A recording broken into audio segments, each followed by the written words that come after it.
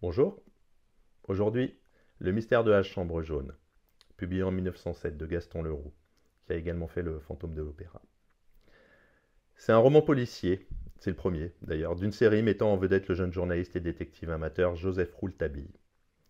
Ce roman est emblématique du genre des whodunits, désolé pour l'accent, c'est qui l'a fait, où l'intrigue tourne autour d'un mystère apparemment insoluble, une tentative de meurtre dans une pièce verrouillée de l'intérieur. Le roman commence avec une tentative de meurtre contre Mathilde Strangerson, on va le faire en français, Strangerson, la fille d'un célèbre scientifique, le professeur Strangerson. L'agression se déroule dans une pièce fermée à clé de l'intérieur, ce qui laisse tout le monde perplexe. Comment l'agresseur a-t-il pu entrer et sortir sans être vu? Le seul indice tangible est une empreinte de main sanglante sur les murs de la chambre. Joseph Rouletabille, un jeune journaliste d'une vingtaine d'années, se rend immédiatement sur les lieux pour enquêter. Il est accompagné de son ami Sinclair, qui devient le narrateur de l'histoire. Le récit est alors un mélange de leurs observations, des récits des témoins et des réflexions déductives de Joseph Rouletabille. Les premiers suspects incluent tous ceux qui se trouvaient à proximité du château, y compris les domestiques et le fiancé de Mathilde, Robert Darzac. Cependant, au fur et à mesure que l'enquête progresse, des preuves pointent plus vers une solution beaucoup plus complexe. Rouletabille se concentre non seulement sur l'identité de l'agresseur, mais aussi sur la façon dont l'acte a été commis, cherchant à résoudre l'énigme de la pièce verrouillée. À travers une série d'interrogations et d'expériences, Rouletabille commence à déduire des éléments clés. La véritable identité de l'assaillant, les motifs qui l'ont poussé à agir, et surtout comment il a réussi à s'échapper. Il dévoile également de nombreux secrets cachés par les habitants du château, y compris les relations mystérieuses entre Mathilde Strangerson et les autres personnages. Le dénouement arrive lorsqu'il est révélé que l'agresseur n'est autre que Jean Roussel, alias Ballmeyer, un criminel recherché qui avait autrefois une liaison avec Mathilde. En fait, elle avait caché cette relation à son père et avait tenté de continuer sa vie, malgré le retour de cet homme dangereux dans sa vie. Rouletabille démontre que Ballmeyer s'était déguisé en Frédéric Larsen, un détective de la police qui enquêtait sur l'affaire, ce qui lui a permis de rester proche de la scène du crime, tout en détournant les soupçons. Les personnages principaux, donc Joseph Rouletabille. Un jeune journaliste de 18 ans, plein de talent d'enquêteur et doté d'une intelligence hors du commun.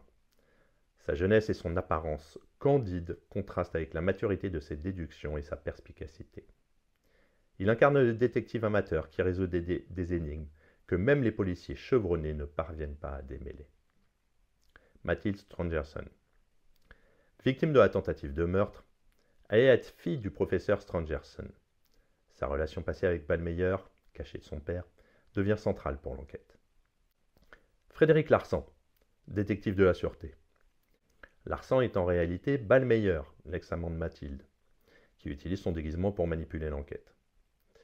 Robert Darzac, fiancé de Mathilde Strangerson, il est initialement suspecté du crime.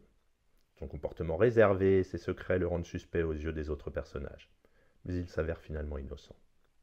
Le professeur Strangerson, père de Mathilde, éminent scientifique, qui ne se doute pas des secrets que sa fille lui cache.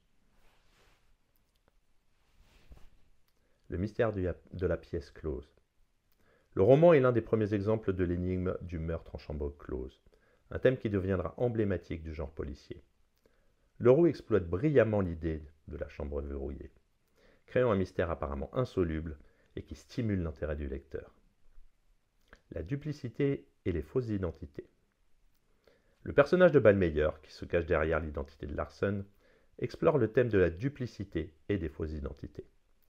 Leroux montre comment les apparences peuvent être trompeuses et comment les véritables motivations des personnages sont souvent dissimulées. L'amour et la loyauté. La relation passée entre Mathilde et Ballmeyer, ainsi que sa loyauté envers Robert Darzac, sont au cœur de l'intrigue. L'amour est à la fois un motif de rédemption et de destruction, et Leroux joue avec ses idées pour complexifier les relations entre les personnages. L'intelligence contre l'autorité. Le personnage de Rouletabille représente l'intelligence intuitive et la pensée libre, en opposition à l'autorité traditionnelle représentée par la police. Le roman met en avant la capacité du détective amateur à voir au-delà des évidences et à défier les structures établies.